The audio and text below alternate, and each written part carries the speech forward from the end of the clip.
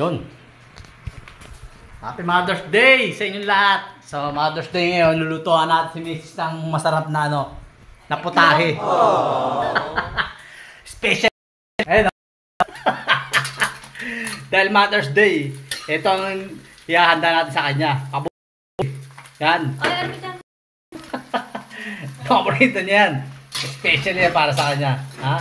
Happy Mother's Day. Dahil Mother's Day, pagluto si Mrs. ng itlog na may halong pala yung mga low budget tips para sa pag-celebrate ng Mother's Day.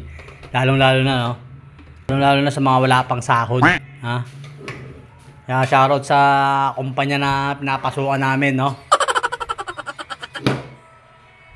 Nataon pa Mother's Day, Saka na-delay na sobra yung sahod, Shout out! Baka naman. Sakto, day off pa natin, guys. So, dahil day off natin at Mother's Day ngayon, low budget, muna tayo? Low budget celebration. Ha? Scramble egg na nabawasan na. Kanina buo yan Siyempre, pinirito natin with feelings ng may halong pagmamahal. Siyempre, para Mrs. Siyempre, dahil hindi tayo bitter, pagluluto tayo ng ampalaya kasi hindi tayo bitter Ha? Kaya sa mga nag-celebrate dyan, Happy Mother's Day sa lahat ng ina ng tahanan, Ayun, ito pinaka-special natin dyan, guys. Dried fish. Ay, nako. Sa mga nakaupo sa kampanya namin, baka pwede naman yung sahod. Grabe. Dapat nakaplano yan. Pork steak, chicken barbecue, crispy pata. Yun naman nakaplano. Gago!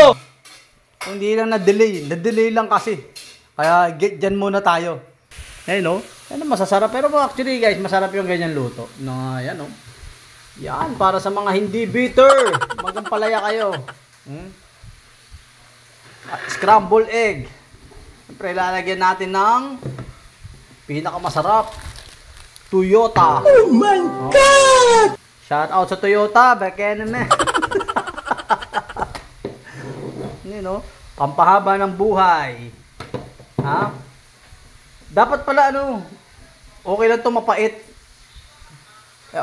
Huwag muna natin tanggalin yung pait nito. Dapat okay lang ito mapait kasi pait ng buhay. Kasi pait ang nagdadaanan natin ngayon. Kaya huwag muna tanggalin yung pait niyan dahil dapat ka sanay na tayo dyan sa pait na yun. Diba? Bihira naman yun. Nakahugot ka pa. Yun guys, ito na. Ito na ang ating finished product ng ating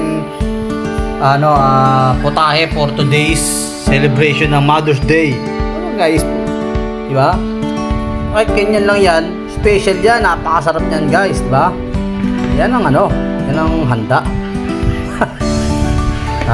Yan, naluto na rin yung ating inihaw yan, inihaw na isda, luto na rin. At syempre yung fried chicken, yung anak nga lang ng chicken, Pinarito na rin natin. So, tara! Mukbangin na natin to. Umpisahin na natin kumain, Yan ang handa natin for today's Mother's Day. Kain tayo!